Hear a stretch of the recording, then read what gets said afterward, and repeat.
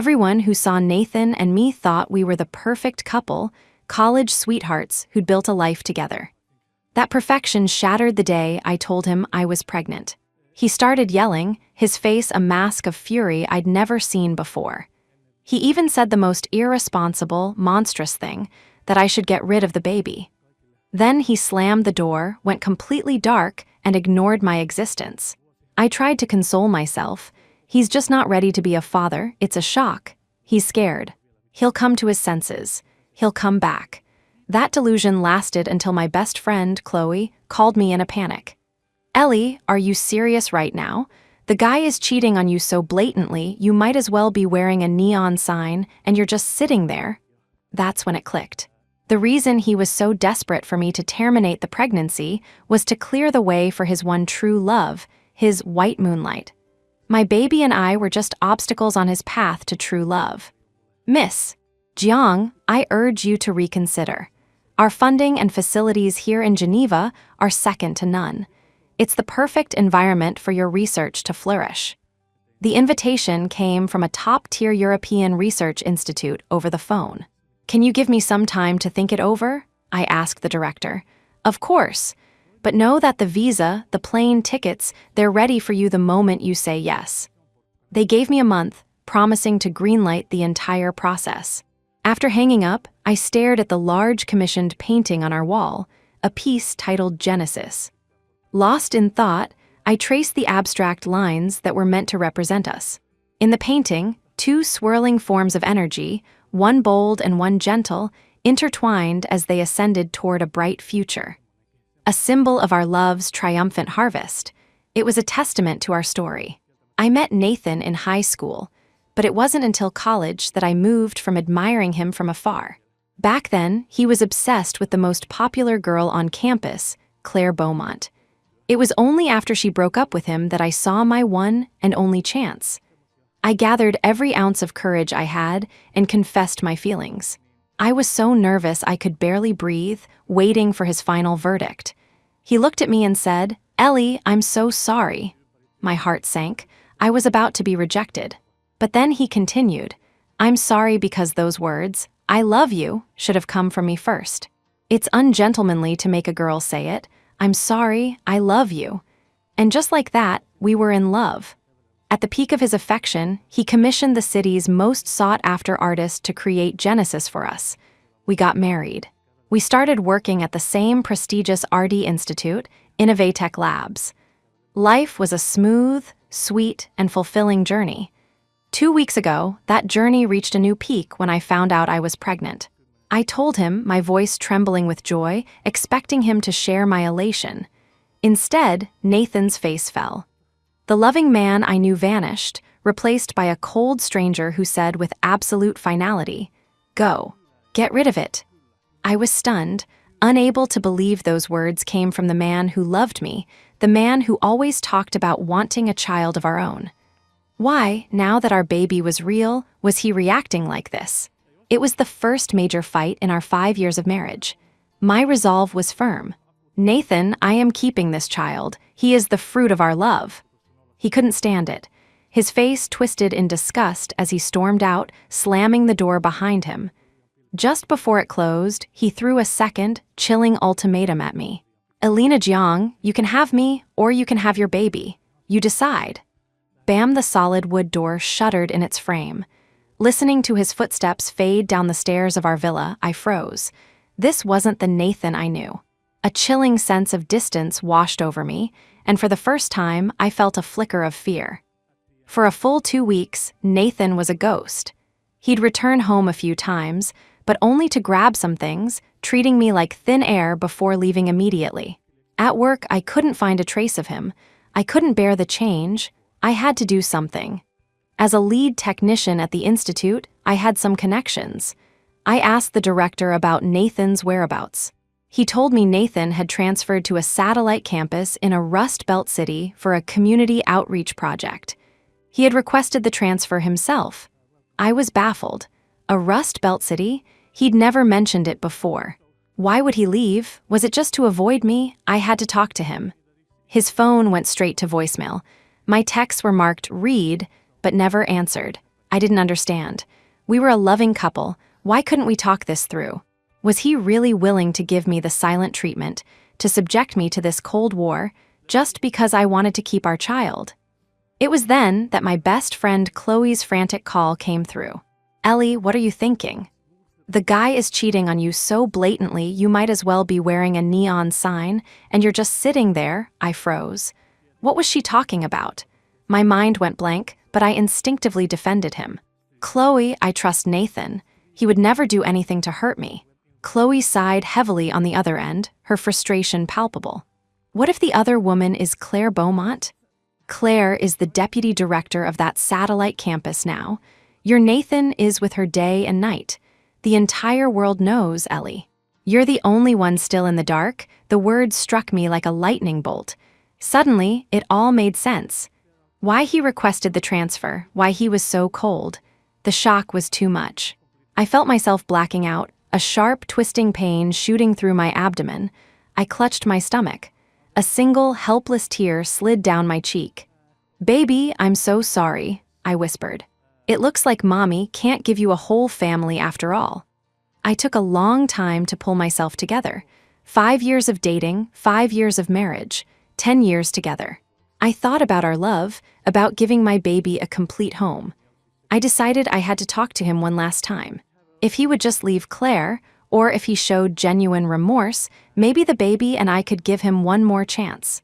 I boarded the high-speed train to that city. Before I left, I called him. "Hello, Nathan?"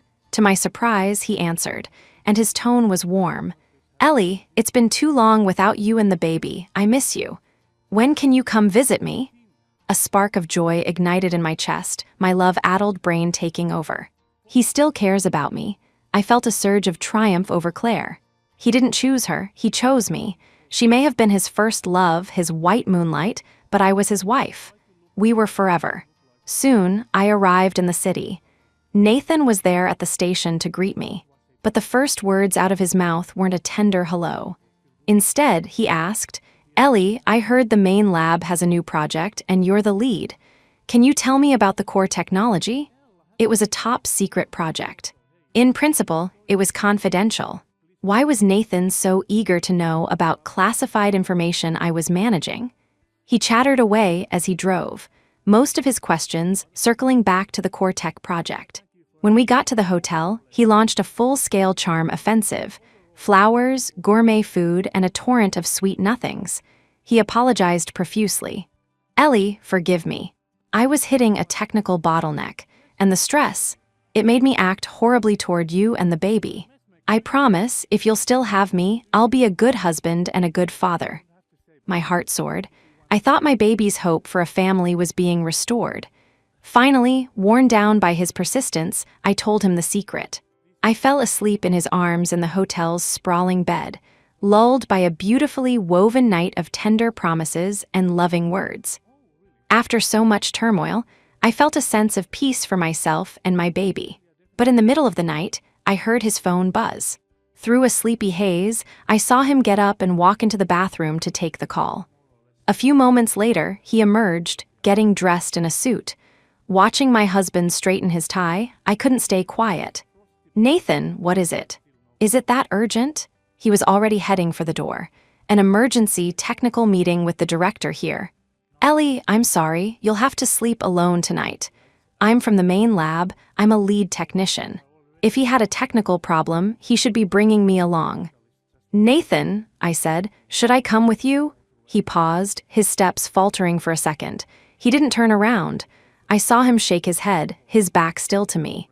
"No, that wouldn't be a good idea. It's not convenient." My heart dropped. Not convenient? What kind of director has that much power over you? Back at the main lab, you wouldn't even give Director Sterling the time of day. He still wouldn't face me. Was he afraid I'd see the truth on his face? "Elena, you ask too many questions. Goodbye." Just moments ago, it was flowers, desserts, intoxicating words of love. Now, after one phone call, he was back to that dismissive, cold-hearted man. It wasn't me being sensitive. The evidence was right there. I let out a cold laugh. "Your director is named Claire Beaumont, isn't she, Nathan? No one else could command you like that." Though his back was to me, I saw his body tremble. Was it guilt or anger? HMPH, you and your suspicions. Think whatever you want, and I've reconsidered. I still think we shouldn't keep the baby. Bam, the door slammed shut. Nathan was gone. I knew he was going to a technical meeting summoned by Claire. I fought to control my emotions. A pregnant woman can't get too agitated. It's bad for the baby. Coming here was a mistake. All he cared about was that tech project. His affection for me and our child was a complete lie. The evening autumn wind felt colder than usual. Even with a thick coat, a chill seeped into my bones, making me shiver uncontrollably. I walked down the brightly lit, bustling street, but not a single light seemed to be shining for me.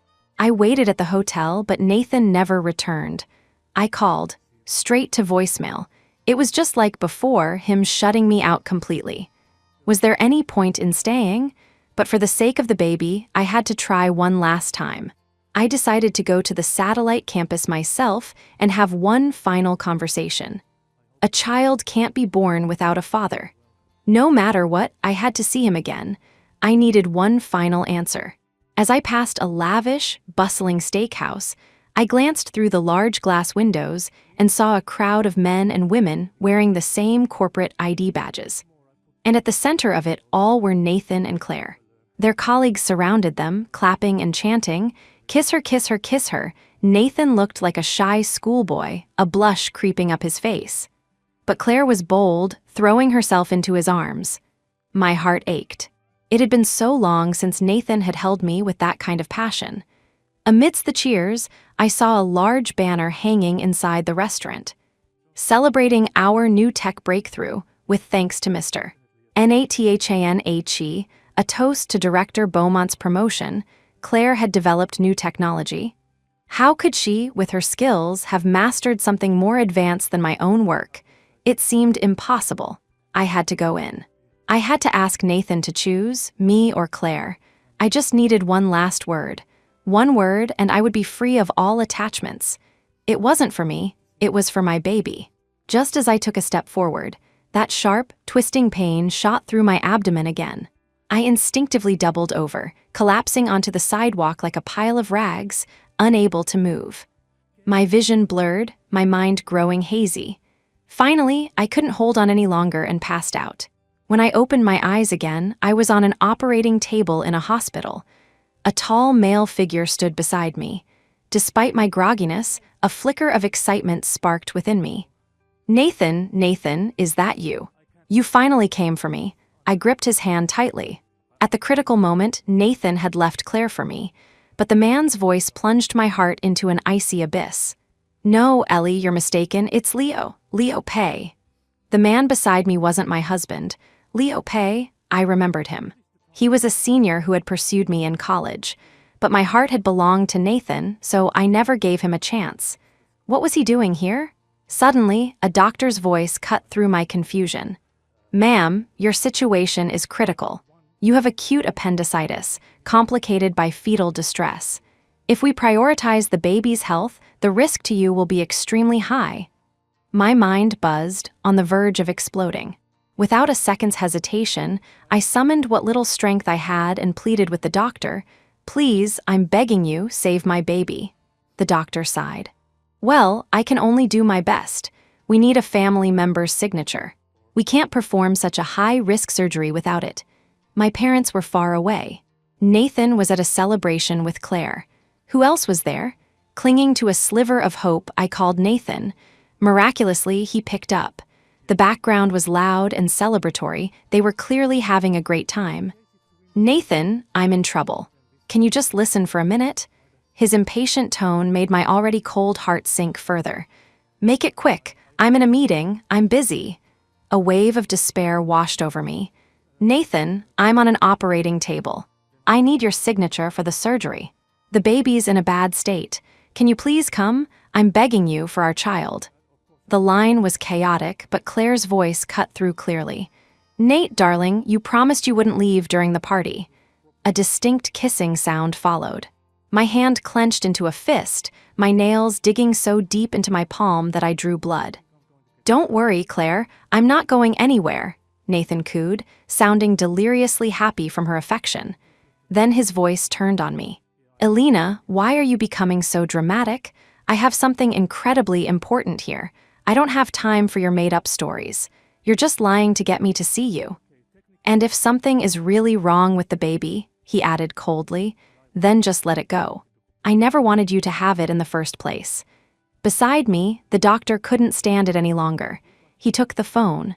Sir, as a husband, you should at least show some concern for your wife.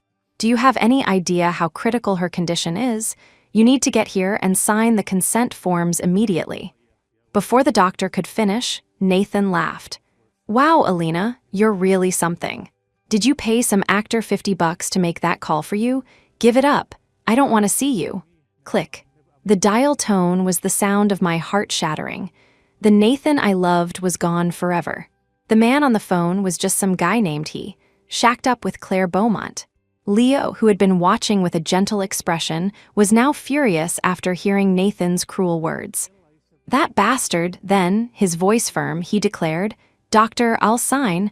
I'll take full responsibility. The doctor hesitated. Are you sure? If something goes wrong, you could be facing a lawsuit. Leo's voice was sharp with anger. Just hurry up.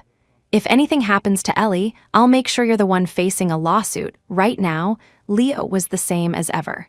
Decisive and forceful. I was too weak to muster much energy. I could only whisper a faint, "Thank you." Leo followed a nurse out to sign the papers. The doctor administered a local anesthetic and began the surgery. Normally, an operation this major would require general anesthesia. But for the baby's health, I had insisted on local. The pain was unbearable. I could feel the scalpel cutting into me, slice by slice, every nerve screaming in agony. I faded in and out of consciousness. Hours later, I was wheeled out of the operating room. For the baby's sake, I refused the post-op painkillers, gritting my teeth against the pain, trying desperately to fall asleep to escape it. But for the first time in my life, sleep was an impossible refuge. I lay there with an IV drip, Leo sitting by my bedside. He started telling me stories from our college days, and slowly, gently, he managed to lull me to sleep. A few days later, as I recovered, I learned from the doctor that it was Leo who had found me collapsed outside the steakhouse and rushed me to the hospital. Ellie, I called Nathan, Leo said. He should be here to see you soon. My heart, which had finally found some peace, began to stir again. Nathan is coming to see me. He hadn't cared if I or the baby lived or died for days. But one call from Leo was more effective than all my pleas. I couldn't even get my own husband to answer my calls after that day on the operating table. A stranger had more influence than I did. Leo's soon turned out to be 2 hours. Finally, the door to my room slowly opened. "Oh, Leo, you're here," Nathan said, his voice laced with an odd tone. "I'm curious, my wife collapses, and you're the one who brings her to the hospital." I felt a surge of awkwardness. Leo stood up, a sharp glint in his eyes. "And I'm even more curious, Nathan, why a husband isn't the one to bring his own wife to the hospital when she's this sick." Leo's sharp tongue was legendary back in school. Nathan was speechless for a moment. He turned to me, forcing a smile. "Ellie, let's go home. The car is waiting outside." As he spoke, he moved to embrace me in a possessive, almost theatrical way, shooting a contemptuous smirk at Leo. In college, both Nathan and Leo were campus icons, but Leo always had the edge in grades, in popularity, in family background. The only thing Nathan had ever won was me. The entire school knew Leo was crazy about me, but I had turned him down for Nathan. From that day on, Nathan held that victory over Leo like a trophy. Sometimes I wondered if Nathan was with me because he loved me, or because it was the one way he could beat Leo Pei. It had been so long since he'd held me. As he carried me out, I quickly thanked Leo and promised to treat him to a thank you dinner. Leo gave a bitter smile. "No need for dinner. Just seeing you two happy is enough for me." I couldn't see Leo's expression behind Nathan's back, but Nathan, full of smug superiority, said over his shoulder, "Oh, we will be. We'll be happy forever. You don't need to worry about us, Leo." The moment we were out of the hospital doors, Nathan's demeanor changed. He put me down impatiently and deliberately kept his distance, as if the affectionate man from moments ago had been an actor playing a role. I followed him slowly toward his car. He opened the back door and gestured for me to get in. "Why not the front?" I asked, confused.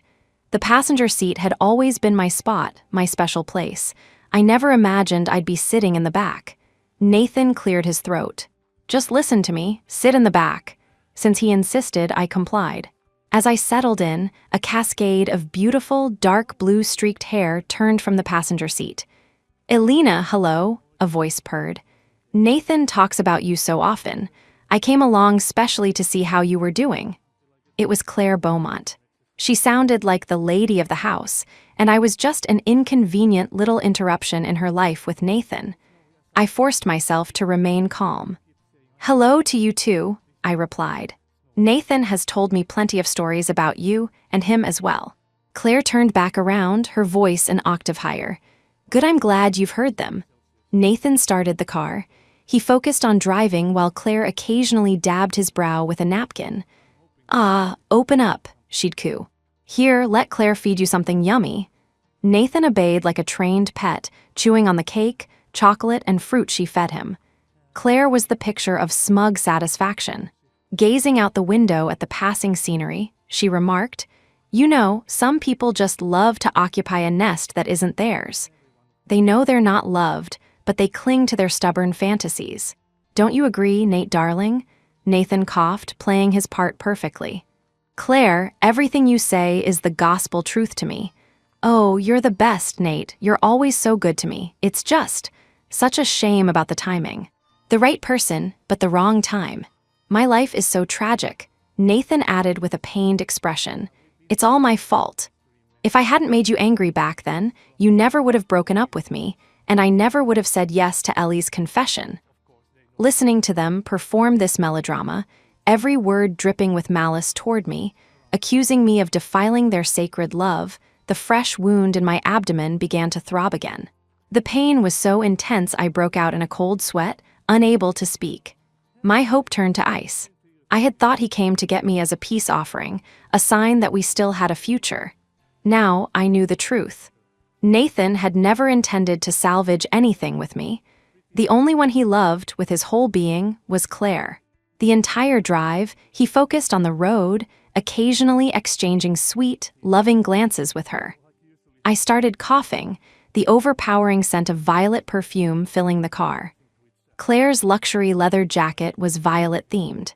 Her hair clip was a violet. So naturally, the car air freshener was violet too. Perfect. This was so Nathan. He was still so devoted, so faithful, just not to me. I placed a hand on my belly and forced a weak smile. "Baby," I thought, "it looks like it's just going to be you and me from now on. You won't have a father, and we won't need one." After dropping me at the hotel, Nathan and Claire were in a hurry to leave. Claire waved at me with a sweet smile. "Take care of yourself, Ellie. Nathan and I have an important meeting, so we can't stay. But don't worry, I'm sure we'll see each other again." I smiled back and waved. "Goodbye. I hope your meeting goes well. Have fun." Nathan looked momentarily stunned, surprised by my calm demeanor. If playing the victim didn't work, why not face it with composure? On the drive over, I had already composed the divorce agreement in my head. Our beautiful past was now just that, the past. It was time to plan for my future and my babies. Goodbye, Nathan. Goodbye to the sunny boy I once loved with all my heart. The road ahead was mine to walk. But it would be a road for Toomey and my child, and it would no longer include him. When I went to the front desk to check out, I figured Nathan would be back for the security deposit. I left a note for the receptionist to give him. "This is the last time I'll call you Nathan. The baby and I are going home. Let's make a clean break. My lawyer will be in touch with the divorce papers. I'm gone. I wish you peace and happiness." I returned to my city, to our sprawling villa, and saw Genesis hanging on the wall. The painting was the same, the swirling forms of energy still intertwined. But my heart was no longer the same. I didn't call Nathan, I didn't send him a single text, but I didn't delete his number or his contact info. I realized then that it didn't matter anymore. He no longer had the power to cause a ripple in my emotions. I was wrong. Reality was about to hit me with the force of a tidal wave. I pulled myself together. On one hand, I had my lawyer draft the divorce agreement with all my required terms. On the other, I focused on getting back to my best self and throwing myself back into my career. It felt like I was back in college, full of energy, ready for a fresh start. The next morning, I went to the institute early. Director Sterling immediately summoned me to his office with a grim expression. This was unusual. Even as the director, he always treated me with respect. "Why the long face today?" As I entered and moved to sit down, he barked, "Elena Jiang, I trusted you. I gave you a team. I entrusted you with our core technical data. And what did you do? How could you do this to me, to this entire institute? Be honest," he demanded. "Did you take a bribe from our competitor, the satellite campus?" I was completely bewildered. "Director Sterling, you know my character. I have never done anything to betray this institute." His anger flared. He slammed his hand on the desk, making the teacup jump.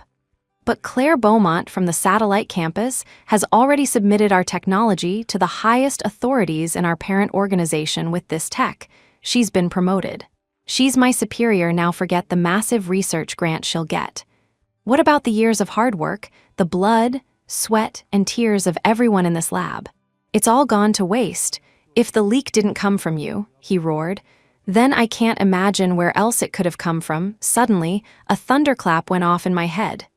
Nathan, it had to be Nathan. He had charmed me, tricked me into giving him the core technical data, and then he had gift-wrapped it and presented it to Claire. I felt faint. Director Sterling," I stammered. "I'm so sorry," he sneered. "So that's a confession." I remained silent. I had no words to face the man who had mentored and trusted me for years. Director Sterling's voice was heavy. "Are you going to handle this yourself, or do I have to do it?" It was his last act of kindness, allowing me to keep a shred of dignity. I had endured Nathan's betrayal. I had endured his cold shoulder without crying. I had fought for my baby's life on the operating table without crying. I had endured Claire's taunts and mockery without crying. But now, tears streamed down my face. I tried to stifle my sobs.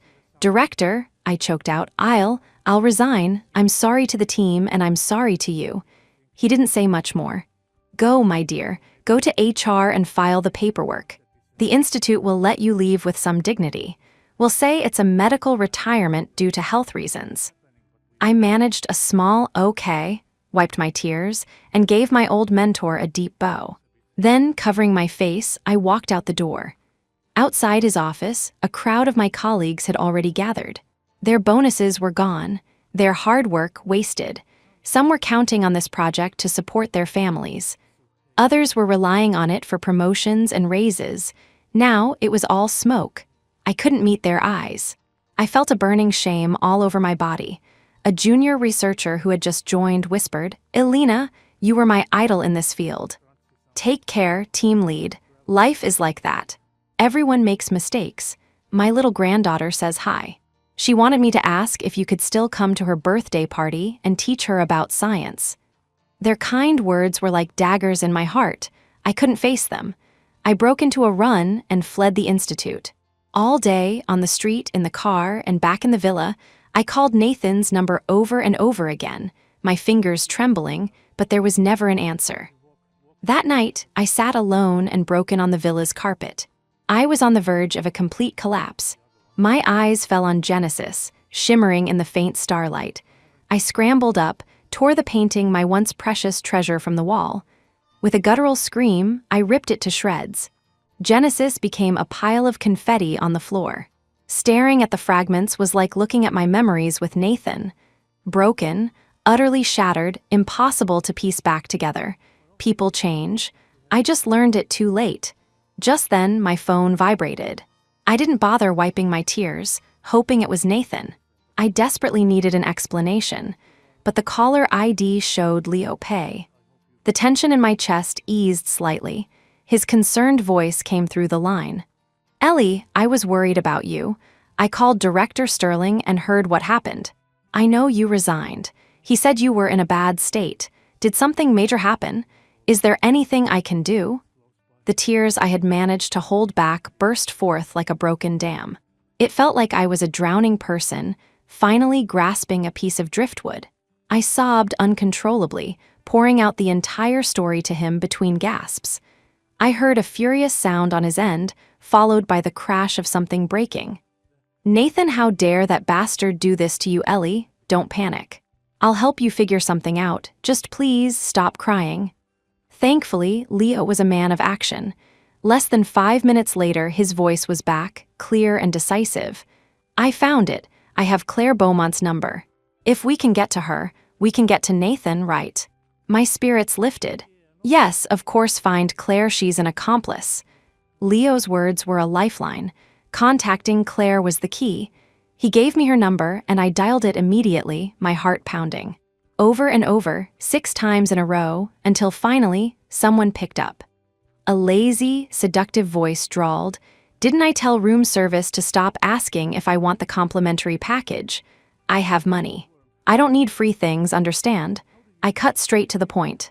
"Claire Beaumont, I need to speak to Nathan. Don't tell me you don't know where he is." "Oh," Claire purred. "Well, look who it is. Little Ellie. Nate's asleep. It's not a good time to disturb him." In the background, I heard a sleepy male voice. "Claire, who is it? Calling so late?"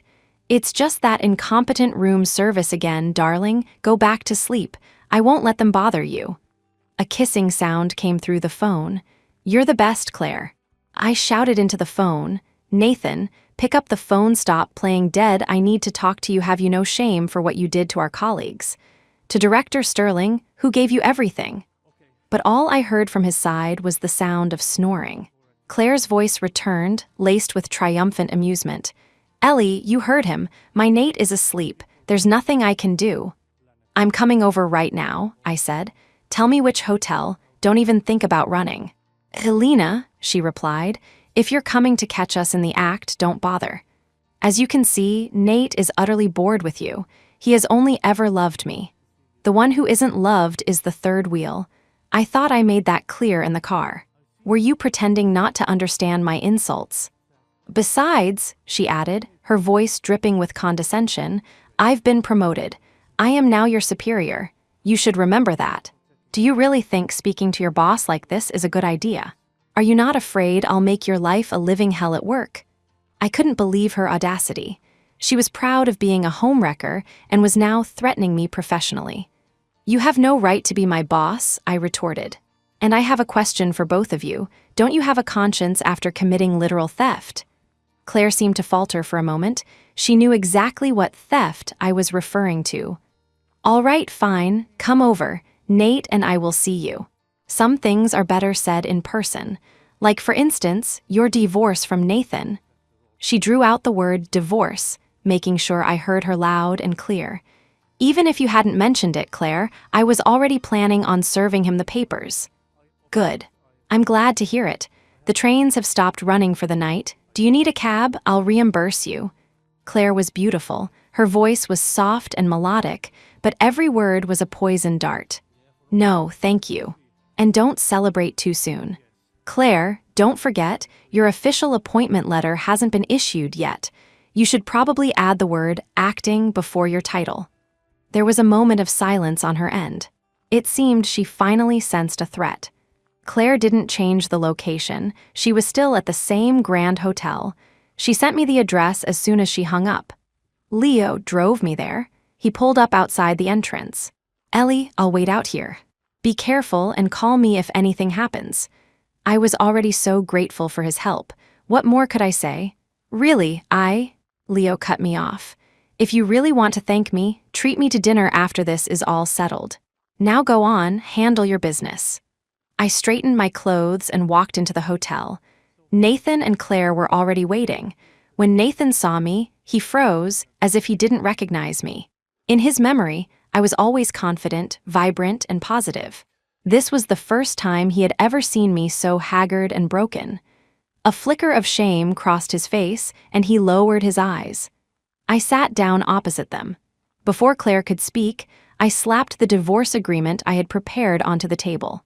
"Take a look. The terms are fair. What belongs to Nathan He stays with Nathan He. What belongs to Alina Jiang stays with Alina Jiang. Our assets are divided cleanly and clearly. The only thing missing, Mr. He, is your signature. Mr. He. It was the first time Nathan had ever heard me use such a cold, formal address. I saw his hand tighten around his water glass, his knuckles turning white. Though he tried to keep his expression neutral, his unease was palpable. He didn't reach for the papers. Mr. He, I prompted, even if you don't want to read the agreement, you still need to sign it. I had brought a pen, and I pushed it toward him, urging him to sign. I added, my voice heavy with intent, after this, Mr. He, I will need to consult you on the matter of the Institute's core technology. I hope you can provide a reasonable explanation, because this is a matter of legal liability. Nathan stared blankly, first nodding, then quickly shaking his head. This was not the decisive, unflappable man I had fallen for in college. Had life worn him down, or had being with Claire simply turned off his brain? He didn't look at the agreement. He didn't take the pen. Instead, his face filled with a look of concern and guilt. Ellie, it can all be yours. I don't want any of it. You and the baby will need a stronger financial foundation, he added. Claire coughed, looking uncomfortable. I gave a bitter smile. Well, thank you for that, Mr. He, but please remember from now on, do not call me Ellie. We are not that close. This is your only warning. Nathan's face darkened another shade. Now, I continued, can you explain the technology issue to me? As I spoke, I took out my phone and started a voice recording. Choose your words carefully. Don't think you can evade this. That technology has numerous key components. It's not as simple as just submitting the data. Only I understand the core principles.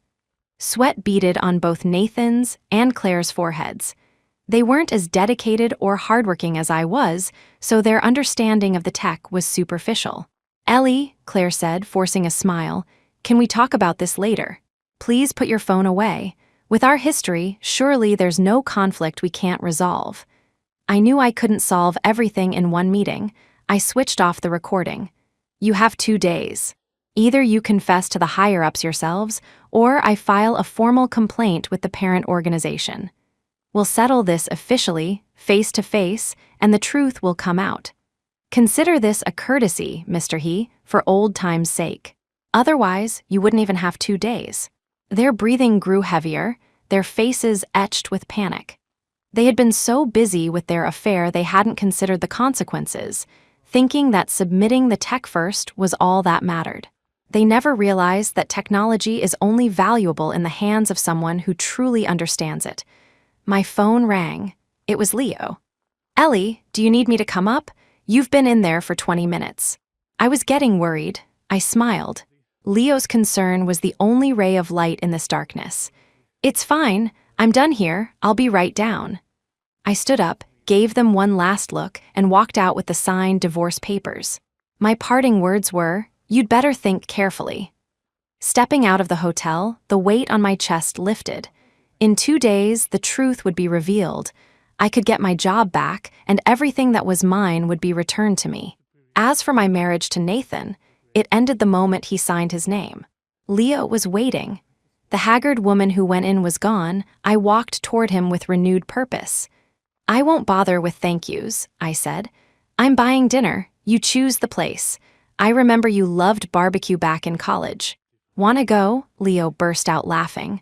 Let's go. I can't believe you remembered what I like. His eyes lit up. Because of the pregnancy, I stuck to juice, but Leo ate and drank with gusto, enjoying his beer. We talked about the past and chatted about the future. Ellie, now that you're not at the Institute, what are your plans? I shrugged. I hadn't given up completely. If I could clear my name, I had a good chance of being reinstated. I'm taking it one step at a time. What about you, Leo? You never told me what you do now. He smiled and scratched his head, looking embarrassed. Ellie, I didn't go into corporate after graduation. I drive a cab now, just enough to get by. I was stunned. In college, Leo's talent was undeniable. Top companies were fighting over him, promising the school they'd pay anything to hire him. I never imagined this would be his path. It was puzzling, but everyone has their own journey. I smiled. That's good too. A much more relaxed life than mine. Leo looked a bit flustered, as if he'd made a decision. Buoyed by the alcohol, he said, "If you had a chance to choose again, would you consider giving me a chance to be with you?" I froze. I was just emerging from the shadow of my divorce, pregnant with another man's child, and my career was in chaos. I honestly didn't have an answer. "I would love you, and I would love your baby. Please don't worry about that." My silence stretched on. Leo laughed awkwardly, trying to diffuse the tension. He had been too hasty. Seeing me so broken had filled him with a fierce desire to protect me, and the words had just tumbled out. "Just kidding, don't take it seriously. We're old friends, right? You're not mad, are you?" I smiled. "Of course not, Leo. Don't be a stranger." Watching him wipe a bead of sweat from his brow, I felt a sense of relief. Leo called a designated driver and had me taken back to my villa. I looked at the mess on the floor, the shredded pieces of Genesis lying there silently. My heart was calm now. Once I saw Nathan for who he truly was, nothing related to him mattered anymore. I packed my personal belongings, leaving that house and that part of my life behind for good. I had given Nathan and Claire 2 days. I was a woman of my word. If they didn't confess, I would prepare the documentation and start legal proceedings. The truth would come out then. I checked into a hotel near my home. After a hot bath and lighting some aromatherapy, I changed into a robe, ready to finally get a good night's sleep. My phone rang. It was Nathan. A small smile played on my lips. Now that my love for him was dead, he chose the worst possible time to call. I answered and said nothing. "Ellie, can we talk for a few minutes?" "Mr. He," I replied, "you seem to have forgotten. We are not that close. You may call me Alina Jiang. Thank you." A sigh came through the phone. "Fine, can I see you? If it's about your confession to stealing the technology, I might consider it. All these years together, all that time as a couple. Can't you just let it go? You're mistaken, mister." I only want one outcome. Anything else is a waste of breath." 3 seconds of silence. I gave a contemptuous smile and hung up. A knock came at the door. This hotel had a habit of offering late-night snacks. I wasn't hungry, but I could save it for breakfast. Without thinking, I opened the door. Illuminated by the hallway light was Nathan. He was holding a bouquet of flowers, a strained smile plastered on his face. "Happy birthday, Elina Jiang. I timed this perfectly to celebrate with you." I glanced at the clock. It was 12:01 a.m., the very first minute of my birthday. I had been through so much I'd completely forgotten. Without waiting for an invitation, Nathan strode into my room. I instinctively clutched my robe tighter and switched on all the lights. Nathan offered the flowers to me. When I didn't take them, he placed them on the table. Then he set a large cake box on the coffee table. "Happy birthday, Miss Jiang, happy birthday. Look, I had it custom made for you. A Genesis cake, Genesis?" He still remembered our painting. He must not have been back to our house yet to see what I'd done. The cake box was transparent. Through the lid, I could see it was indeed a replica of our once cherished artwork. But there was something odd. In the middle of the abstract swirls was a single, prominent violet flower. That was always Claire's signature color. This cake was obviously ordered with her help. She was trying to show submission while still asserting her presence, leaving that violet to annoy me. It didn't matter anymore. I just shook my head with a wry smile. Nathan, mistaking my reaction for being moved, produced another box. Alina, I always get you a gift for your birthday. This year is no exception. Here, a little something." He opened the box and presented a ring. The craftsmanship was exquisite, but unfortunately, the entire ring was a deep, blackish blue, another one of Claire's signature colors. Just how deeply was he in love with her? It had seeped into his very bones, coloring every detail of his life. He couldn't even keep my preferences straight. It had happened before, but back then, I'd naively assumed he was just too busy with work to notice the small things. Now none of it mattered. I only wanted my baby. "Mister. Thank you for the kind thought. I appreciate the sentiment. But please, take your flowers, your cake, and your ring. The door is that way. Don't let it hit you on the way out." I opened the door wide, making my intentions clear. Nathan was shocked by my coldness, a stark contrast to the adoring woman I used to be. So, about that other thing, I knew what he was referring to. My voice turned sharp.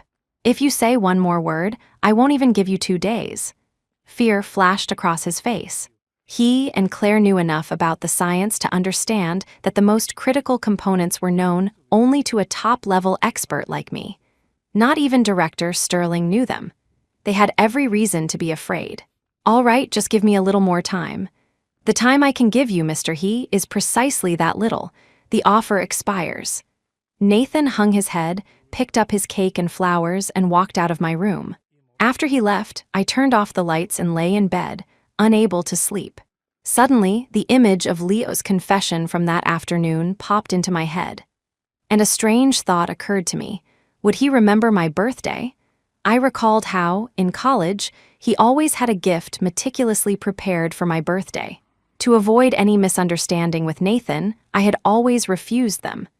But this time, I felt a flicker of anticipation. Tossing and turning, I picked up my phone. I suddenly had the urge to look at Leo's social media profile. After I got together with Nathan, I had rarely paid any attention to Leo. Nathan had been possessive back then, telling me more than once to cut off all contact with him.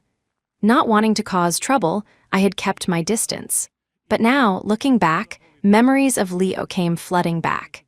He had probably never pursued a girl before, so his attempts were endearingly clumsy, always, coincidentally, bumping into me. There was a time when some girls in my class bullied me because of my looks. It was Leo who noticed, got himself hurt protecting me, and warned them off, ending the harassment. He was so good then, but I only had eyes for Nathan. When I opened Leo's profile, I was stunned. It was filled with me. From the very first post, it was a chronicle of my life. There were pictures of me studying in the library, winning a campus competition, even a candid shot of me napping at my desk during a lecture. His entire profile was a time capsule of my youth, as if it existed solely for me.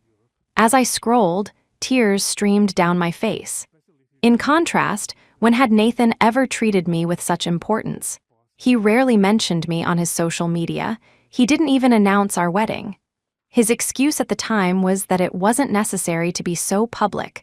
Our love was enough. I was foolish then. Now, I realized he probably hadn't gotten over Claire and was afraid a post would ruin his chances of getting back with her. I lay awake until dawn, restless and agitated. I felt a strange mix of excitement and anxiety. Bored, I scrolled through my phone again. Claire had just updated her status. The picture was of flowers, a ring, and a birthday cake. The caption read, "A proud princess gets what she deserves."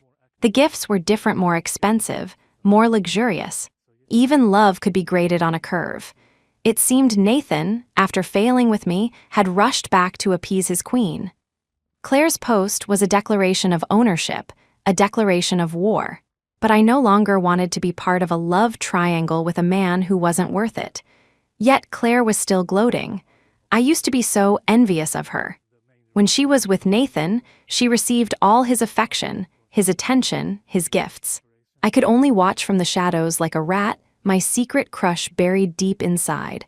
I saw them hug, I saw them kiss, and each time I brought the pain upon myself. Then she left, becoming a memory. My chance arrived.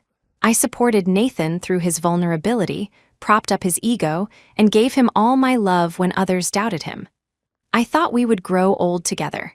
I never imagined that deep down, he was still in love with her. After studying abroad, Claire returned as the deputy director of the satellite campus. With one call, one word, Nathan was bewitched, betraying me and our child. Ultimately, I learned a simple truth. Loving someone who doesn't love you back is a tragedy.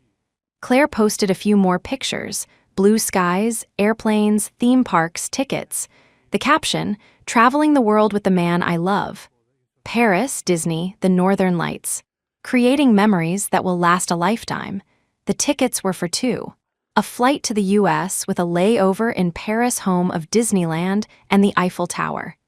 I had been planning to give them 2 days to consider their options. I was even debating whether to give them a chance at all. Now, it was clear. None of it was necessary. In Claire's eyes, I was probably still desperately in love with Nathan.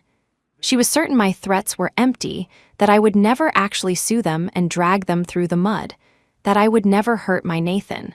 My concession, in Claire's view, was just weakness. My silence, a sign that I was a pushover. The Nathan I once knew was now her Nathan, and mine alone. She believed my letting go was an admission of defeat, not a conscious choice. Looking back, Nathan had been exceptionally good to me for a while after Claire left. Morning greetings, good-night texts, picking me up and dropping me off, showering me with designer gifts. He treated me like a princess. Only later did I realize he was just reenacting the life he'd had with Claire. He was using me as an outlet for his affection, treating me as nothing more than her substitute. I already knew how this would end. Nathan and Claire would ignore my warning, treating it as hot air. In that case, I wouldn't even give them the chance to turn themselves in. A legal battle, a technical showdown, it was now inevitable. For the baby's sake, I forced myself to get some sleep. When I woke up, I'd managed 6 hours, which was close enough to normal. The scenery here was nice, so I decided to go for a walk. My old university was in this city.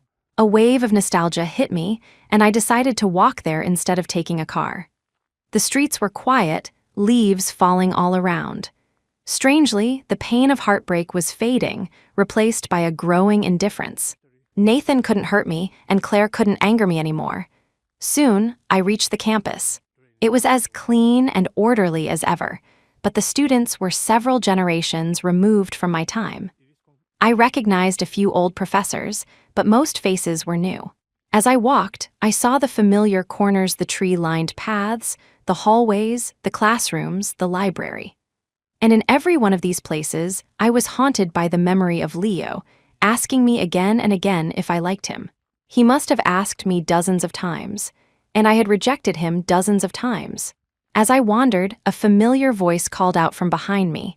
"Ellie, is that you?" I spun around. It was Leo. "Leo, you came back to campus too?" "Of course," he said with a smile. "You're not the only one who gets nostalgic for our alma mater."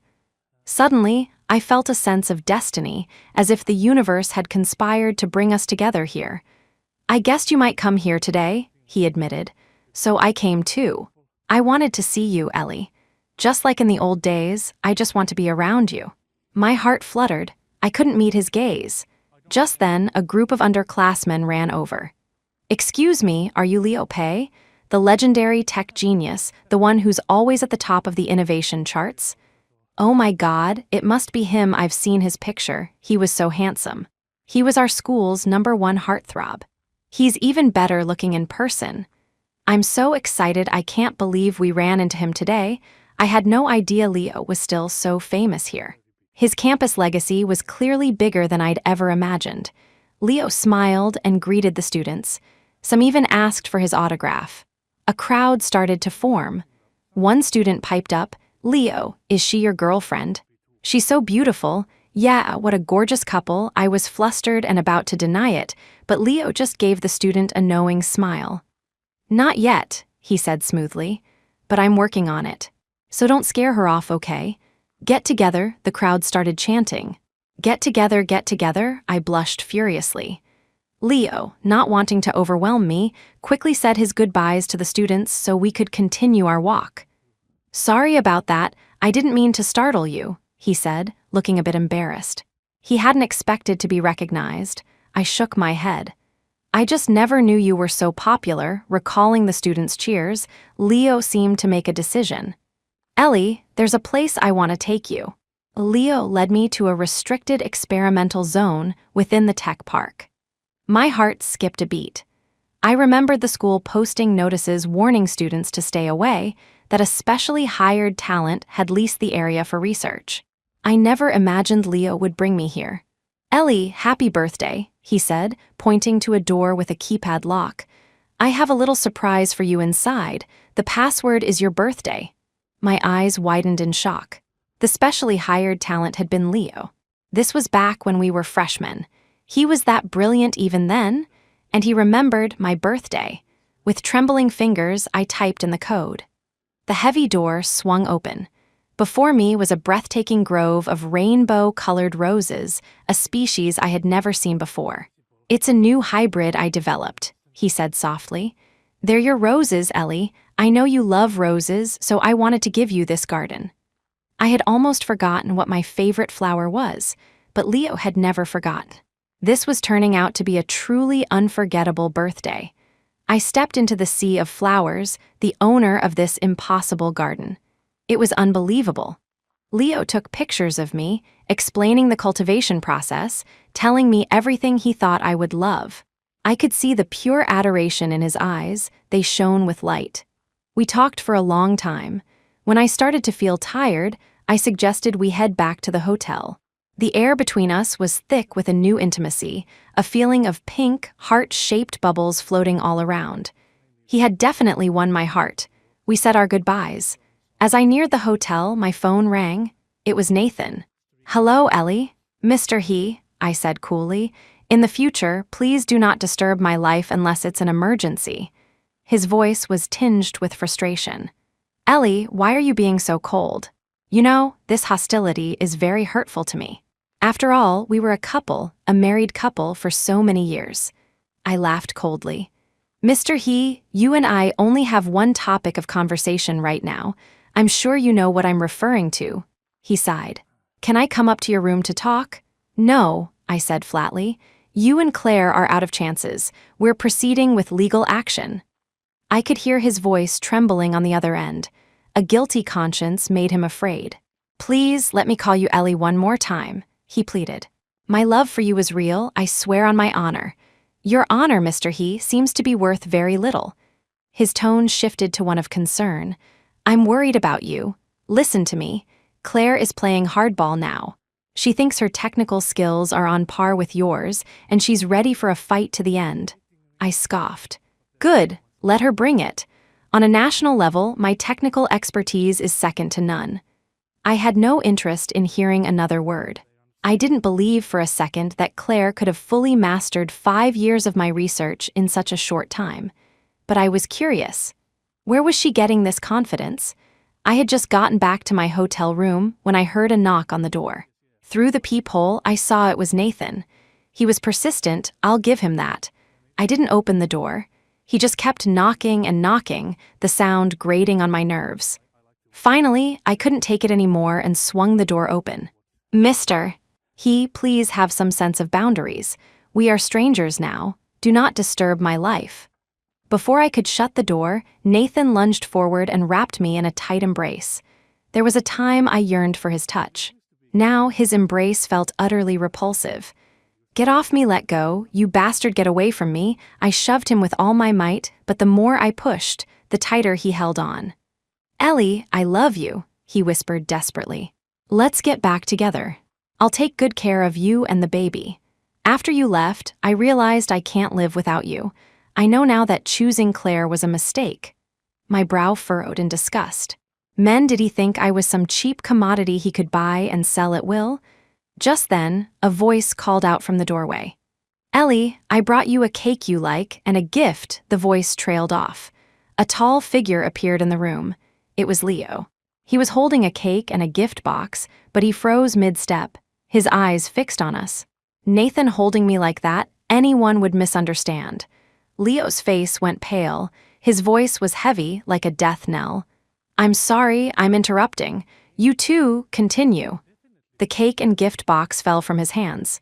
Before he could even pick them up, he turned and fled. He thought Nathan and I had gotten back together. He misunderstood. I fought frantically to break free from Nathan's grasp and chased after him. Leo, wait, it's not what you think, you've got it all wrong," but all I saw was Leo's retreating back as he disappeared down the hall. Back in the room, I was seething. "Hey," Nathan said smugly, "what's he doing here? Trying to play the hero? You're my woman." I pointed a trembling finger at him. "You get out of here. Now the sight of you makes me sick. Get ready to go to prison with Claire." Nathan still didn't give up. "Ellie, get out now, get out of my room." Seeing my fury, Nathan finally backed down. Without even straightening his disheveled clothes, he hurried out. Leo had appeared for a moment and then vanished. I tried calling him. His phone was off. Just one turned-off phone, and I had a sinking feeling I would never be able to contact him again. The misunderstanding was too deep. He thought I was back with Nathan. I collapsed onto the sofa, defeated. I dialed his number again and again, but it was always off. Night fell. The clock ticked closer to midnight. My birthday was almost over. At first, I hoped Leo would come back, that he would listen to my explanation. But the greater the hope, the greater the disappointment. It reminded me of all the times I had rejected him in college. How hopeless he must have felt then. The pain I had caused him was far greater than what I was feeling now. My heart ached. The moment I finally realized who truly loved me, I had hurt him again. I couldn't let him go this time. If my confession to Nathan had been a mistake, then going after Leo would be a decision I would never regret. My mind replayed the last time I had rejected his confession in college. It was raining heavily, and he was holding an umbrella over me. Even though I didn't love him, I wasn't repulsed by him.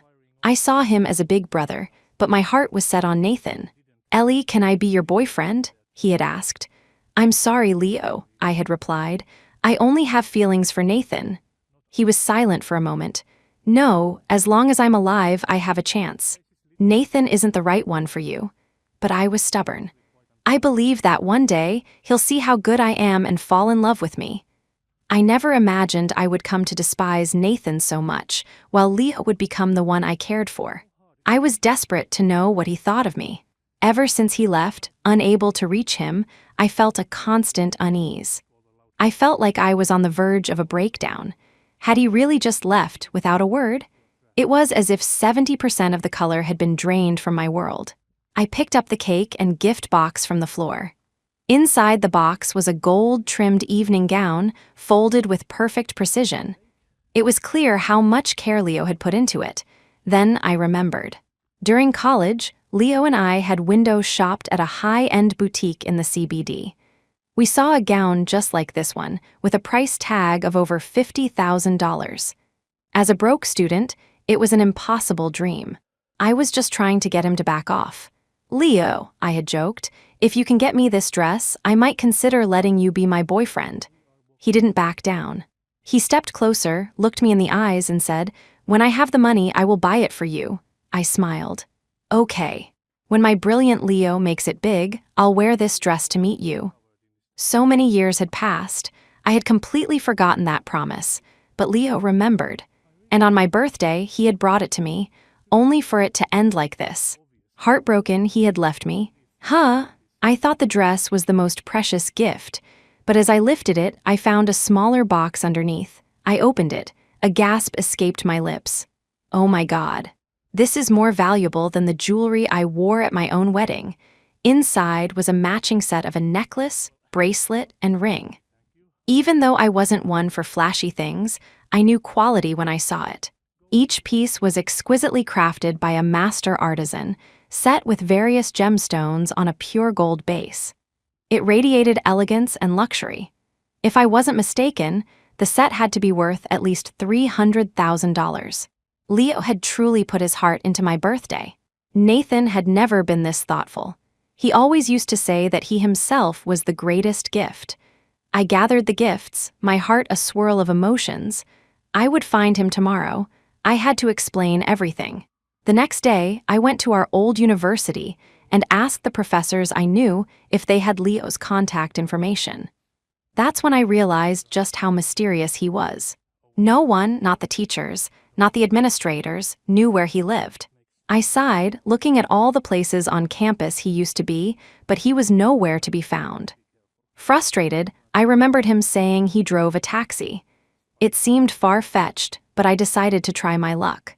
After visiting 12 different cab companies, I finally found his name on the payroll at the 13th. "Ma'am, could you please help me contact Leo Pei? I would be so grateful," I said to the woman in accounting, my heart pounding with excitement. Finally, a lead. If I could just see him, I knew he would listen to my explanation, and we could fix this. The woman frowned. "Leo Pei? Yes, that's him. I'm sorry to bother you." "He doesn't work here anymore," she said with a tone of regret. My world stopped. What, he's gone? Yes, she said. To be honest, I never knew him well. When he worked here, he donated his entire monthly salary to charity. I have no idea how he even survived. What secrets was Leo hiding? Driving a cab was just for show. I asked around, but no one at the company knew him well. They said that even though they were colleagues, Leo had an air of arrogance about him that kept everyone, even the boss, at a distance. Thinking back, it was true. Besides me, Leo rarely showed a pleasant face to anyone. Even Nathan couldn't get the upper hand with him. His phone was off. He was nowhere to be found. It was as if Leo Pei had vanished from the face of the earth. My heart felt empty. With no news of him, I headed back to the hotel. Tomorrow was the day of the hearing against Claire. The case had to be settled. Victory or defeat would be decided soon. On the way back, I saw groups of college students taking photos of the scenery. I used to love taking pictures. I had begged Leo to be my photographer, and we'd spend entire days on photo shoots. He would patiently take hundreds of pictures, help me pick the best ones, and then edit them. At the time, my only goal was to post them online for Nathan to see, hoping to catch his attention. Leo had once asked me, "Ellie, can I keep one of your photos as my phone wallpaper?" I hesitated. A boy's wallpaper should be reserved for his girlfriend. "No, Leo, you should save that for your future girlfriend." Looking back now, Leo had expressed his love for me at every turn, and I had pushed him away every single time. But he never held it against me, never complained. I had wronged him in so many ways. As I reached the hotel entrance, I felt the baby stir. A dull ache spread through my lower abdomen. I gritted my teeth and pushed on toward my room. If I collapsed again, Leo wouldn't be there to save me this time. I fought through the pain and made it back to my room, pulling a thick blanket over myself. I massaged my belly, feeling the movements. "Baby, don't move around so much," I whispered. "Mommy's in pain. Be good now, don't make me worry." As if he heard me, the baby settled down and the pain subsided. Suddenly, my phone rang. I snatched it up. "Hello, Leo, is that you? Listen to me." But the voice on the other end was Nathan's. There was a time I would have longed to hear that voice. Now, I could only laugh bitterly. "Ellie, give up. Claire has made significant progress in the last 2 days. She brought in her mentor, a renowned professor. The technology she has now is on par with yours. You can't win. She promised me," he continued, "that if you drop the case as your superior, she'll let you keep a full-time, fully paid position. That's a very generous offer." I snorted. "In her dreams. After I get back, I'm having Director Sterling file the official complaint." "All right," Nathan said. "I knew I couldn't convince you, but I had to call. For the sake of our marriage, for our baby, I can't just watch you lose. Ellie, I want you to remember, Nathan will always be here for you. My arms will always be open." Yes, I was sure he meant it. When Claire wasn't around, he was crazy about her. Now that I was the woman he couldn't have, the scales of his affection were tipping back toward me. I hung up, not wanting to deal with him any longer. The next day, I went straight to Director Sterling's office. Seeing his furrowed brow, I felt a wave of shame. "Elena, you've already been dismissed." "Why are you back?" he asked, his voice laced with weariness and regret. Director Sterling was my mentor. Though my skills had surpassed his position and my respect for him remained. I carefully explained everything that had happened. When I finished, he asked, "So, what are you suggesting?" "I want to file a formal complaint," I said, "and I need your support." To initiate the process, a current member of the system had to file it. He was my only option. If he refused, it was all over. He fell into deep thought. "Elena, what are your chances of success? You have to understand, if I file this and we lose, my reputation will be ruined, my family will suffer, and I'll be ostracized by the entire industry. The consequences for me will be even more severe than for you." I knew it was a gamble. It was a difficult decision for him, but I had absolute confidence in my technical abilities. My work had an impact not just nationally, but globally. "I managed this centrifuge technology project from start to finish," I said firmly. "Trust me, Director. I will win."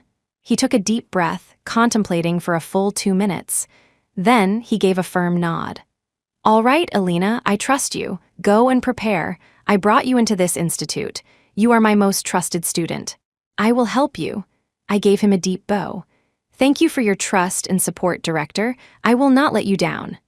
For 10 solid days, I locked myself in my villa, pushing all thoughts of Leo and all social contact out of my mind. My sole focus was on refining my technical knowledge, preparing for the victory I had to win. Claire was clever and good at networking, but her technical skills were no match for mine. I was absolutely confident about the outcome of the hearing. Tomorrow was the day, everything hinged on it. At dusk, I stood by the window. The sky was a pale, hazy yellow. The first snow of the year had come unusually early. It was only late autumn, but icy flakes were already drifting down. I found myself thinking of Leo more and more. I remembered our days on campus, him pulling me out to enjoy the first snowfall.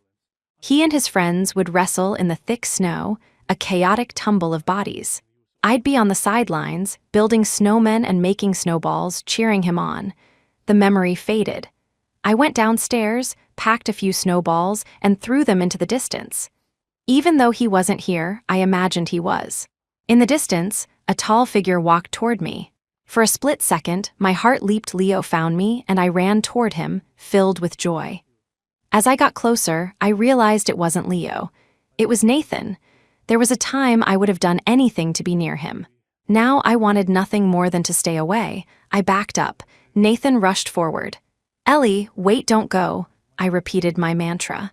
Mr. He, is there something you need? Did Claire kick you out? Or are you just afraid I'll win tomorrow and ruin your life? His eyes were hazy, like he hadn't slept. His hair was a mess, his clothes wrinkled, and his leather shoes were caked with mud. Was this the same suave, successful Nathan I once knew? Suddenly, I realized how much he paled in comparison to Leo. He wasn't as handsome, and his entire presence lacked Leo's charisma. When he was with me, I took care of him meticulously. He was always well-dressed and well-fed. What happened to him now that he was with his precious Claire? Ellie, I came to apologize, he said. I want to come back to you and the baby. I laughed coldly. What's wrong? Isn't Claire good enough for you? She's gentler, prettier, and cuter than me. You have no reason to choose this old hag, Mr. He. He flushed at my sarcastic tone. Claire is exciting, but besides excitement, there's nothing else. She never cooks, never does laundry. She's always out, always socializing. I'm not saying I don't have feelings for her, but you're the one who's better to build a life with. Oh, I see, I sneered. So that's your plan. One for home, one for show. The classic successful man's setup. I clapped my hands mockingly.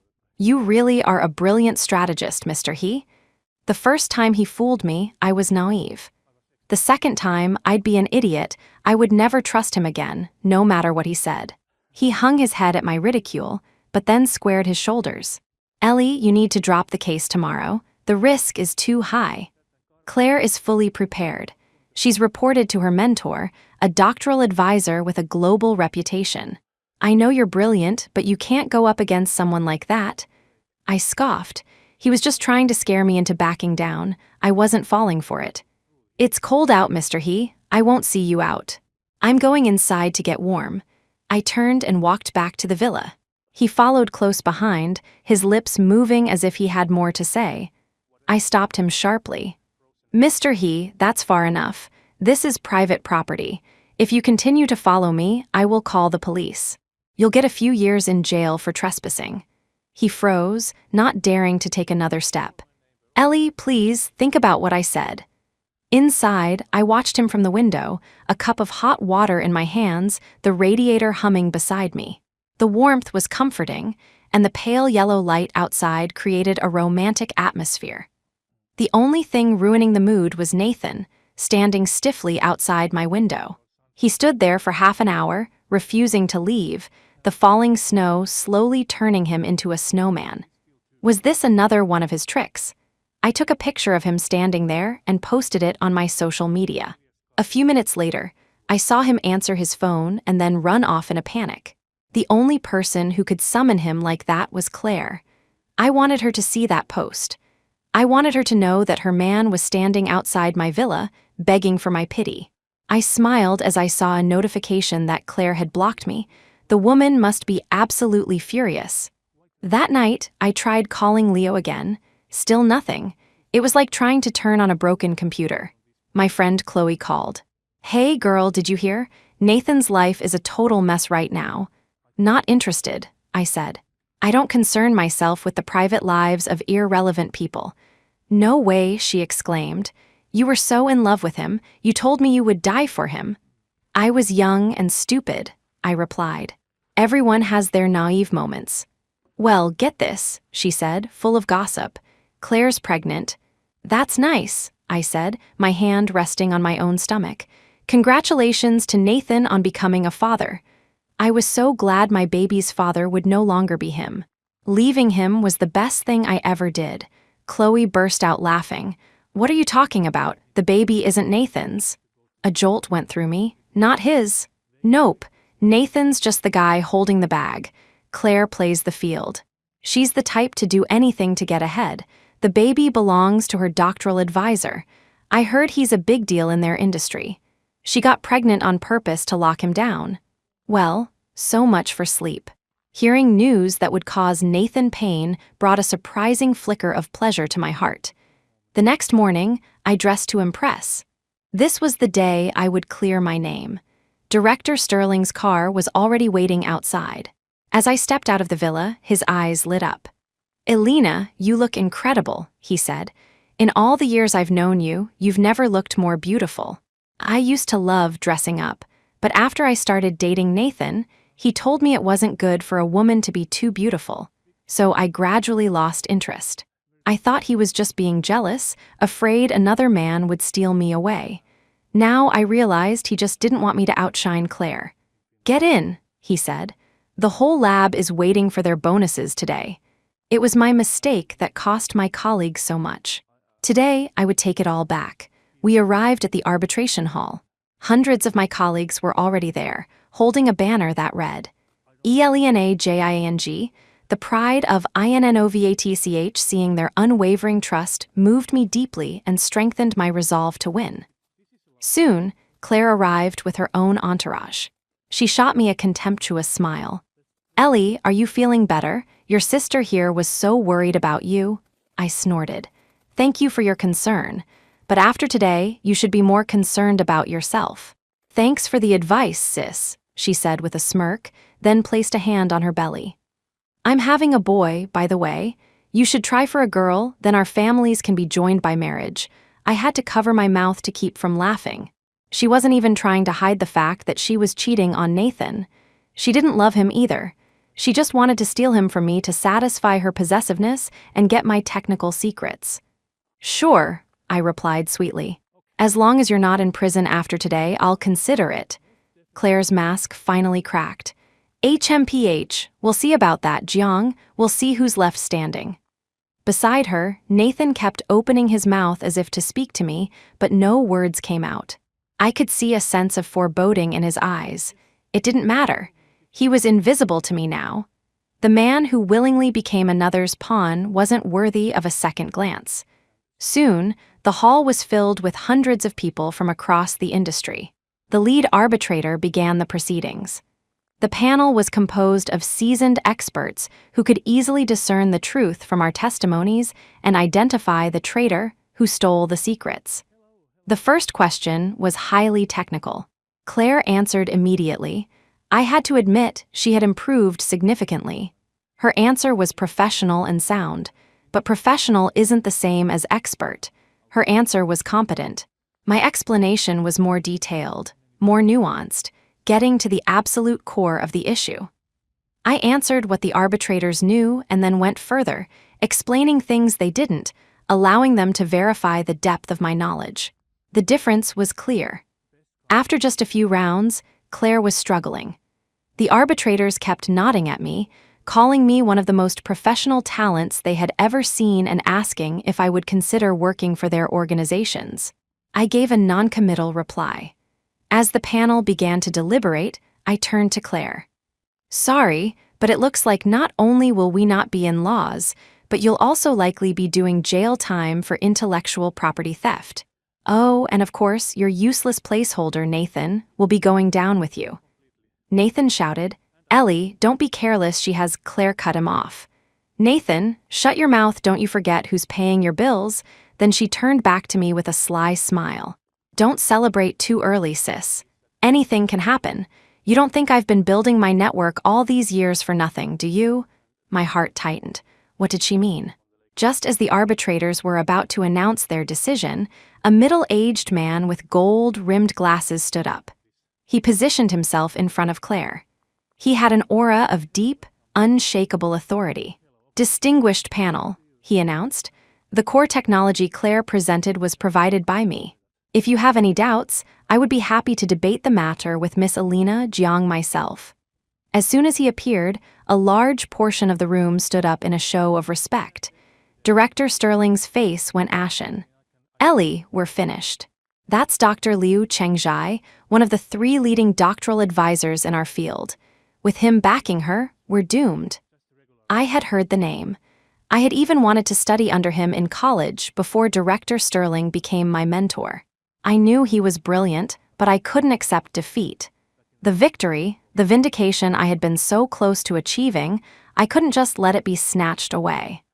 After a brief discussion, the arbitrators agreed to continue the debate. But now it was me versus Dr. Liu. I argued with everything I had, every word and technical term chosen with precision. But there's always a bigger fish. I thought I was at the peak, but there was a heaven beyond the heavens. Dr. Liu could dismantle my entire argument with just a few theoretical statements. My centrifuge concept was flawless, but what he presented was an even more advanced, next-generation version of the technology. My colleagues sighed. Director Sterling looked devastated. Finally, the debate ended. I knew the result before they even announced it. After a short deliberation, the panel declared my claim unsuccessful. I would be blacklisted from the entire industry. Director Sterling would be disgraced along with me. My colleagues would be shamed. Our lab would be branded as untrustworthy. We had all lost. Director Sterling gently patted my shoulder as I stood there in a daze. It's over, my child. Let's go. He had trusted me completely, and I had brought this ruin upon him. He would be fired, his career over. He was the sole provider for his family. How would they survive? Claire glided over to me and whispered in my ear, "You silly woman. You can't beat me. Your man loves me, your work is mine, and you are nothing but a pathetic failure that everyone despises." My mind hovered on the edge of sanity. I had been under immense pressure, but Claire's words were the final straw that broke me. Suddenly, my body convulsed. The baby started moving violently. The weeks of stress and the crushing blow of defeat were too much for my body to handle. Colorful spots danced before my eyes. For the second time, I fainted. Thankfully, there were plenty of people around, and I was rushed to the hospital. When I opened my eyes again, I was lying on a crisp white hospital bed. I had no idea how much time had passed. A tall male figure stood beside me. In my blurry state, I reached for his hand. "Leo, is that you?" a voice answered. "Ellie, it's me. You're finally awake." Hearing that voice, my heart went cold. It was Nathan. Suddenly, I noticed the emptiness in my belly. "The baby, my baby, where's my baby?" Nathan's voice cracked. "Ellie, you were under too much stress. Your body was too weak. The baby, we couldn't save the baby." I wailed, a raw, animal sound of grief. My poor child, gone before ever seeing the light of day. What kind of mother was I? I had failed my baby. Suddenly, Nathan dropped to his knees beside my bed. "Ellie, I'm so sorry. I failed you and I failed our baby. Let's have another child. I'll take care of you for the rest of my life. I'll never let you get hurt again." I started to laugh, a hollow, crazed sound. Then I gave him one cold, simple word. "Get out." But he didn't leave. He just knelt silently by my bed, begging for my forgiveness. For a full day and night, he knelt until he fainted, woke up, and continued kneeling. Fine, let him kneel. His penance would never bring back my child. Despite the scandal, my technical skills were still highly regarded. The Geneva Institute's 1-month offer was about to expire. They called one last time to confirm if I would accept their invitation. This time, I said yes. After recovering and getting my affairs in order, I decided to go to Europe to continue my studies. Dr. Liu, Claire, I would be back for them. Once I had elevated my skills to a new level, I would return. I had to admit, despite his deplorable character, Dr. Liu's technical prowess was undeniable. On a global scale, the only person who could challenge him was a man named Peter Cheng. I heard he was of Chinese descent. My main reason for going to the Geneva Institute was to learn from him. Once I had completed my training, I would come back and destroy that pair. If not for myself, then for my baby and for my colleagues. On the day I left for the airport, it was snowing again. But this time, there was no Leo by my side to share the moment. Nathan had repeatedly begged to come with me. He offered to do my laundry, cook my meals, shine my shoes, be my loyal servant. My answer was always the same: get out. On the plane, I stared out at the beautiful scenery but felt nothing. The future was an unknown, and I was filled with apprehension. When I landed, the director of the Geneva Institute and his lead researchers were there to greet me personally. It was a clear sign of how much they valued me. They were all Chinese, so there was no language barrier. They wanted to hold a welcome banquet for me. "That's very kind," I said, "but I'd prefer to meet Peter Cheng first. I want to get to work under his guidance as soon as possible." The director laughed. "See, if everyone had Alina's drive, what challenge could we not overcome? All right, since you're so eager, I'll take you to meet our top talent right now." He drove me to meet Peter Cheng. We passed the Eiffel Tower and the Moulin Rouge, but I paid them no mind. We left the city and arrived at a grand estate. The architecture alone told me that Peter Cheng was a man of refined taste. "Elena, you'll have to go in by yourself," the director said. "Peter doesn't like us disturbing him. He prefers quiet." A man of taste, just as I'd heard. A butler opened the gate and I walked in. The estate was vast. It took me 15 minutes to reach the main villa, which was twice the size of my own. The butler led me to a study. "Ma'am, you may go in. Peter is reading." I nodded, thinking it was interesting that he met his employees in his private residence. I gently opened the door and stepped inside. A tall figure in a black suit stood with his back to me, a silhouette against the light. I was eager to see the face of this distinguished European gentleman. Slowly, he turned around, a familiar face. "Ellie!" I clapped my hands over my mouth, letting out a stifled cry. I couldn't believe it. Peter Cheng was Leo Pei. In that moment, all thought vanished. I ran and threw myself into his arms. "Leo, don't ever leave me again, let me explain." That day, Leo silenced me with a kiss. A firework exploded in my mind, and all the pain and unhappiness of the past months melted away. When the kiss ended, he looked at me. "Ellie, I know everything. From now on, it's my turn to protect you." I nodded furiously. With Leo by my side, I felt like nothing could ever go wrong again. Lying in his arms on the large sofa in his living room, I asked, "Leo, why were you working as a taxi driver in that small city? With your abilities, you should have been pursuing your own work." "I was developing a new exchanger project," he explained. "It's essentially a more advanced version of your centrifuge technology, designed for vehicles. If the trials are successful, it can improve fuel efficiency by over 20%. I became a driver to test it myself and to find you." My heart swelled. He had gone to such lengths. My hard work paid off. The project was a success and I finally found you. I had to return to Geneva urgently to report my findings, and well, I wanted to see how you would react after I left so. "So you put me through an elaborate test," I interjected, pouting playfully, "and made me suffer horribly, right?" My mock anger earned me another deep kiss. Everything at the Geneva Institute went smoothly. My research skills soared, and I felt I could finally rival Dr. Liu. Meanwhile, Leo had proposed. We decided to get engaged first, planning to travel the world after settling our affairs back home. It was a promise we had made in college. Leo had said that if we ever had money and I agreed, we would go on a romantic world tour: the Maldives, the Aegean Sea, Dubai, the Northern Lights. Back then, I had brushed him off. Sure, maybe one day. If I ever stop loving Nathan, I'll consider it. I thought it was an impossible scenario, but it was destiny. We were truly together now, inseparable. He couldn't live without me, and I couldn't live without him.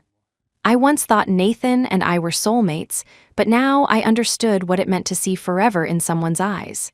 Leo had been a campus legend, with countless girls pursuing him. But I was the lucky one, he only ever had eyes for me.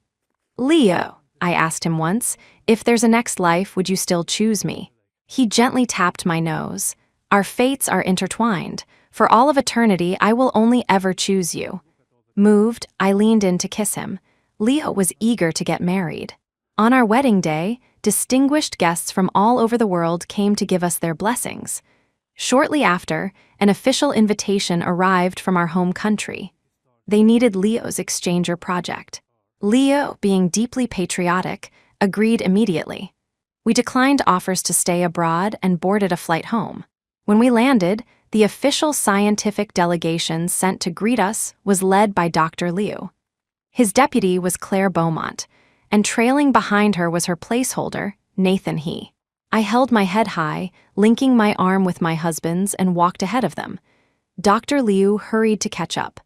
"Mr. Pei, have you considered licensing your exchanger project to our organization?" Claire chimed in. "Yes, and Ellie and I are such good friends." Nathan opened his mouth several times, his face red, but he was too ashamed to speak to me. Leo's voice was like ice. "I, Leo Pei, came back to serve my country. Why would I hand my project over to you? So you can steal it again? Dr. Liu, who do you think you are? I haven't even settled the score for what you did to my Ellie, and you have the audacity to speak to me. Get out of my sight." We got into our car, without giving the three of them another glance. A short time later, Leo let it be known that acquiring his exchanger project was simple. The condition, those three had to face justice. If the system couldn't even hold criminals accountable, who would dare to collaborate with it? The entire industry was in an uproar.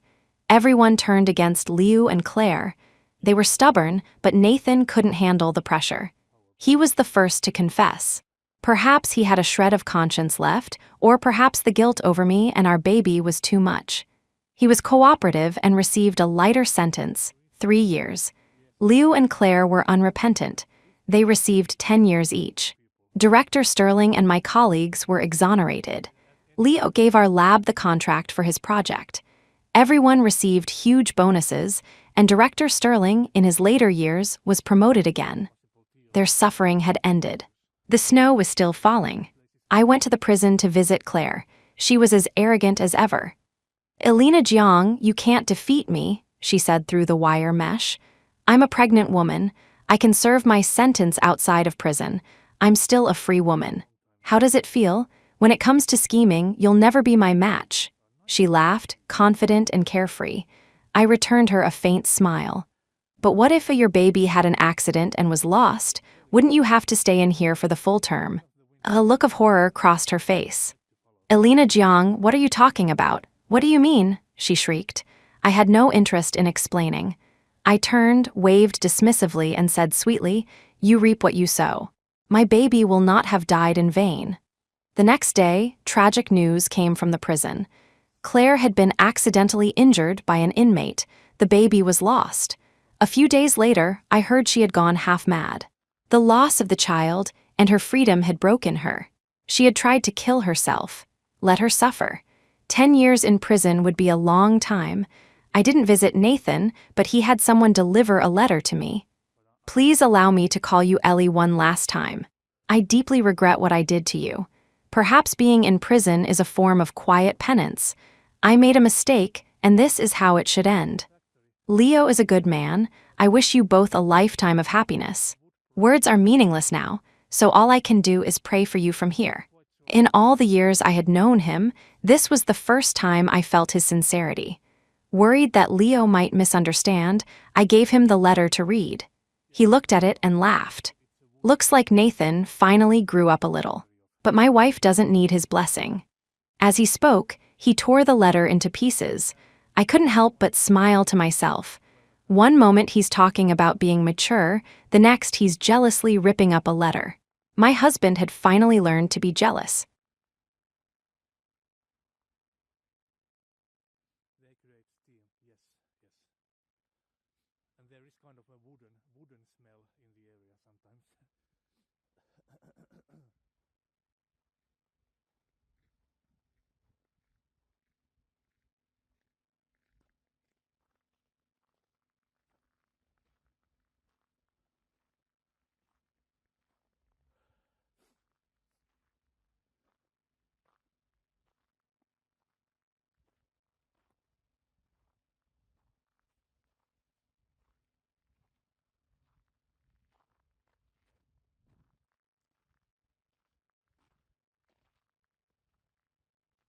Is it still many paper mills in Finland? Had a big one near. Now it's city of luxury flats by the. Okay, I see. Yeah, yeah. They have closed down a few for sure, but the paper industry is still very big in Finland. I mean, the trees are one of our main exports. So yeah, there are a few paper mills still, but yeah, some of them have been closed down.